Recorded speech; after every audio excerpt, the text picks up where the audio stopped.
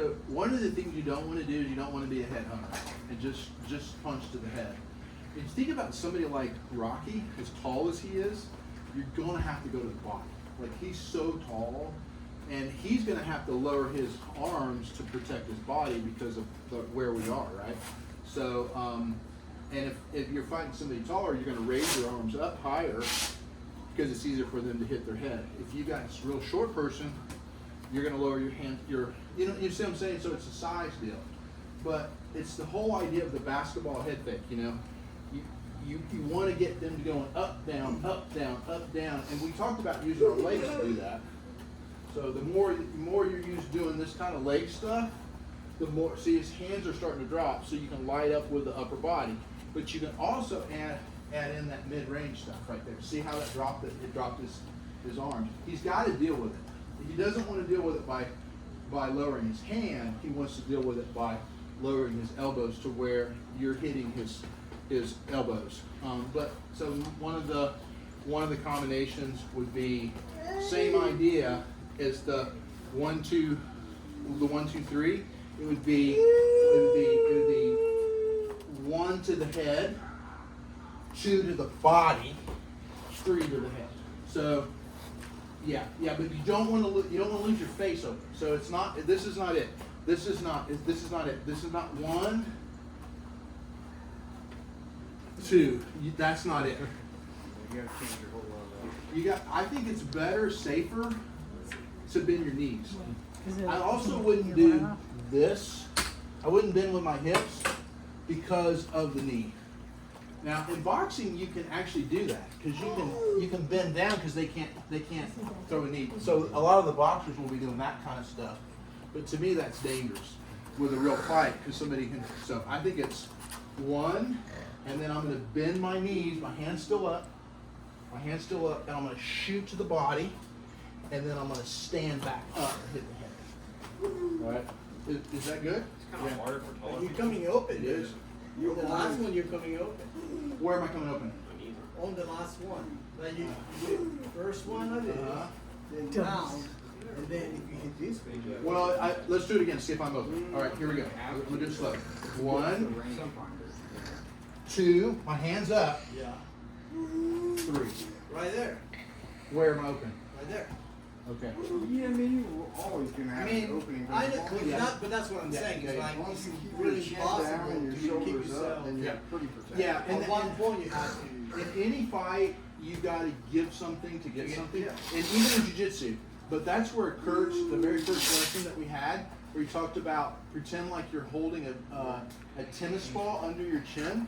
And then you get the shoulder up to block. Yeah. So you're trying to minimize the amount of exposure you have, but you are going to have exposure. Yeah. But you do always want to finish high. You don't want to finish with a low punch.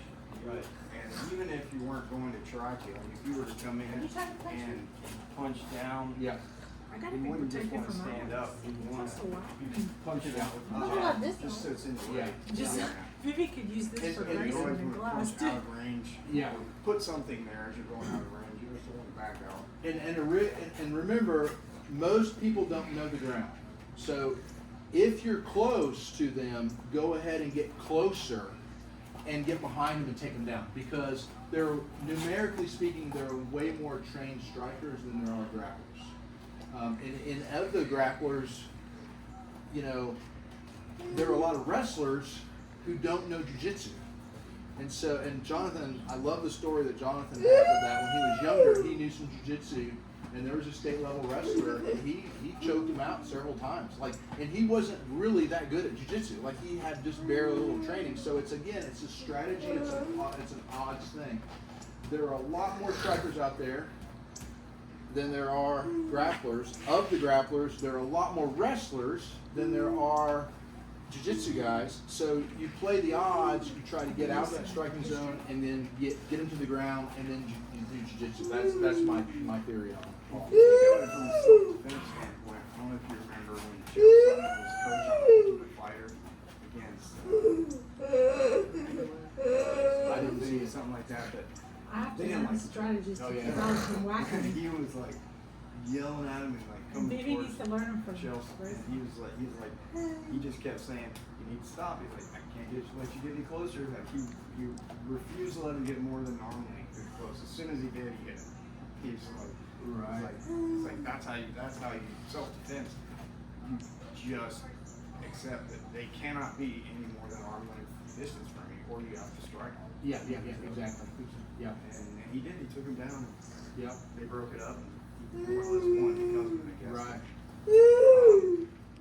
And then the other thing is, we always talk about like crowding a kicker. Same goes with the puncher. Mm-hmm. Because in order for him to punch me hard, he's got to be that far out. Mhm.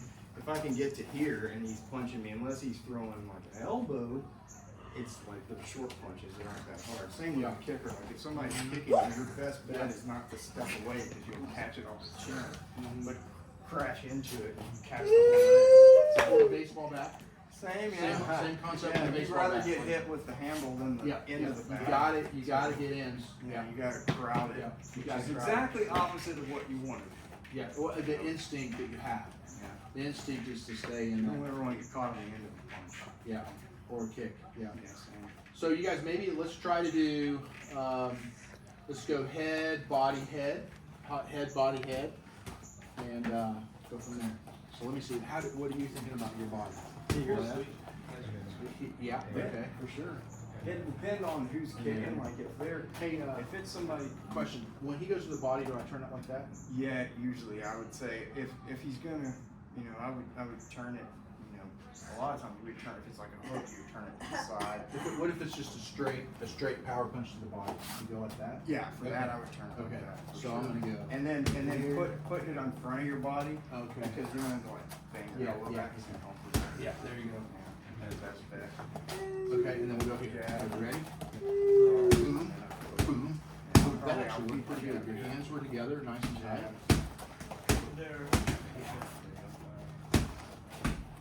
My bad. I'm sorry. So I'm just thinking, after we do several of these and you feel good, then close the distance for a takedown. So don't go back out and do it again, because you're not wanting to box and striking match. But that's, Honestly, I was thinking about that instead of my probably head. easier. Right? Boom, Just don't hit me really boom, hard. boom. Yeah, and then come right on. Yeah, and it's okay to go ahead and, do this with, like really get close. You're not gonna hurt my back. My back's good now. I mean, for that. It's just too, like in the gym. Yeah, there you go. That's it. Once you get behind me, Keep going. you're safe. And Ron, Yeah. that's probably a better way. What's that? Just to have him. Okay. Lightly. 'Cause Yeah. It's just really awkward. Yeah. We usually use a belly pad, and then if you want, you can hit him